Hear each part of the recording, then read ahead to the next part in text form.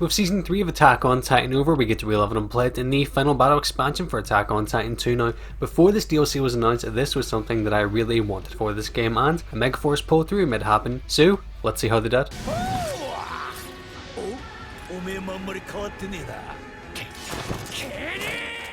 The final battle expansion includes the entirety of Season 3, both Part 1 and 2, but unlike Attack on Titan 2 where we played as our own character, this DLC has us play from the perspective of the characters in the anime, just like the first game on Wings of Freedom. For me, I enjoyed this because a minor issue I had of Attack on Titan 2 is that those epic scenes from the anime, like Eren fighting Reiner in Season 2, we didn't get to experience that from the characters in the anime, we just kind of watched it happen, which kind of ruined the immersion for me at times. But that's not the case this time, as we get to relive Season 3 from the perspective of the characters in the anime. Now, in character episode mode, you'll play as a range of characters from Levi to Eren, Mikasa, and even Zeke the Beast Titan, which we'll get to in a bit. Character episode mode is divided into 3 sections: Scout Regiment Story, 104th Cadet Story, and Warrior Story. In Scout Regiment and 104th Cadet, you essentially just play the story of Season 3, you face off against the anti-personnel squad as well as the Beast Titan as Levi, you take on the Colossal Titan as Armin, and in Warrior Story you play as the Warriors, Reiner, Bertolt, Annie, and Zeke. Now, there's only a handful of episodes, but I really appreciate that they added it because we get to see stuff from their perspective and also things we have never seen before, like Annie making it back to the walls after failing to capture Eren in Season 1, the Reiner and Zeke fight,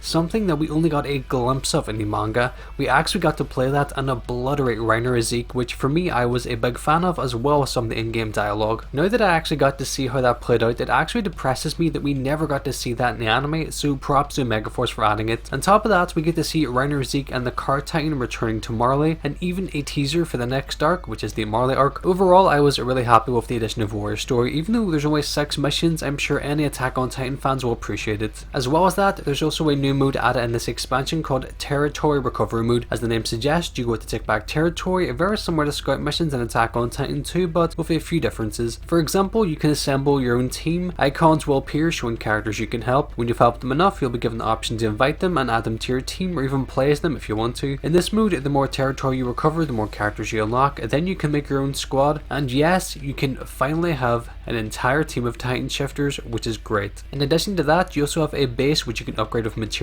you get by completing missions. You can upgrade the amount of turns you have when starting a mission, that way you'll be able to do more missions before having to retreat. There's also training. As characters in the game level up, you get to choose what levels up, whether it be strength, concentration, leadership, and you do this through awakening points. When that character levels up, they'll get a point, and you can also choose to use your Wings of Freedom currency to level them up as well, which is a welcome mechanic. That way you can make your team that more efficient, and over time you'll unlock new cutscenes of interactions between characters. Now, this expansion does have some new gameplay features which helps add a bit of variety to killing Titans, such as the Thunder Spears and anti-personnel equipment that was in Season 3. With Thunder Spears you can rain down on Titans with spears, and with anti-personnel you'll be killing Titans with guns instead of blades. Now, whilst not completely game changing, they are a lot of fun. Anti-personnel controls a little differently than using blades, but it also means you can attack Titans from a distance, and just like blades, they're upgradable, have different ammo types like explosive and electric, and of course there's some ridiculous looking equipment which I'm sure you'll all be glad hasn't changed. And speaking of ridiculous, there's also Gatling guns, where you literally dual wield Gatling guns and rip through Titans, which I really liked. They've also slightly adjusted the gameplay for fighting Titans. Indicators will appear when you're locking onto a Titan. If you're lined up correctly, the lock on will turn yellow and you'll do maximum damage, which allows you to be more precise and not waste any unnecessary durability on your equipment. And in addition to that, if you reload your gear at the right time, for a short period it won't waste any durability, which allows you to make the most out of your resources. Now, let's get into issues. Did I have any issues with this expansion? For the most part, not really. There's nothing that ruined my time with it, although I did find the fighting against humans on normal difficulty was a bit too easy. I felt they didn't even put up that much of a fight and you could take down one after another with ease, but I tried again on hard difficulty and I can say that they definitely do put up more of a fight. I actually died on my first try and found it to be more enjoyable and a realistic experience. I was constantly being locked onto by multiple enemies, always had to be on the move to avoid all incoming attacks. With the inclusion of humans as enemies, I did enjoy having variety and having to play a little differently compared to fighting Titans. Also, with the cutscenes, this game has some great cutscenes that are extremely faithful to the source material, but that can't be said for all of them in terms of quality. Yes, they do a good job of following the story, but there's some that are just stills, have minor animation and have narration from the characters, as well as some close-ups of characters speaking. Now, I didn't really have a major problem with these, I just found them a bit dull compared to the ones that were really good and well animated, and just like Attack on Titan 2, this DLC also suffers from occasional frame drops on PlayStation 4, which I played it on, which go between not that much of an issue to pretty bad at times, especially if there's a lot going on. Also, a small nitpick, it's a shame this game missed out on having 3 new playable titans slash characters, that being Frida Reese, Grisha Yeager, and Aaron Kruger, and having a mission where we fight Frida as Grisha would have been appreciated, but like I said, these are just nitpicks. Now overall, this is a fine DLC. I'm happy with what Megaforce made, and I'd recommend it, especially if you're one of those people who enjoy putting hours into these games, getting SS ranks and dire eliminations on every mission, grinding to get that perfected gear. There's hours of gameplay to be had and a handful of features to keep things fresh. If you've played any of the Attack on Titan games, you should have an idea of what to expect. You'll be playing through the story of Season 3 whilst swinging around, killing titans or humans in every mission. There's new gear for you to mess around with and upgrade, 5 new playable characters including the Beast Titan as well as a new mode, although I'm not entirely sure I can justify the price. If you're on the fence about dropping money on this, maybe wait until it's reduced a bit. Anyway, if any of you have bought Final Battle, I would love to know your thoughts on it. What you liked, disliked, what you wish they added, or just anything, you know what the comment section is. And as always, thank you guys so much for taking the time to watch this video. I really appreciate it, and I'll see you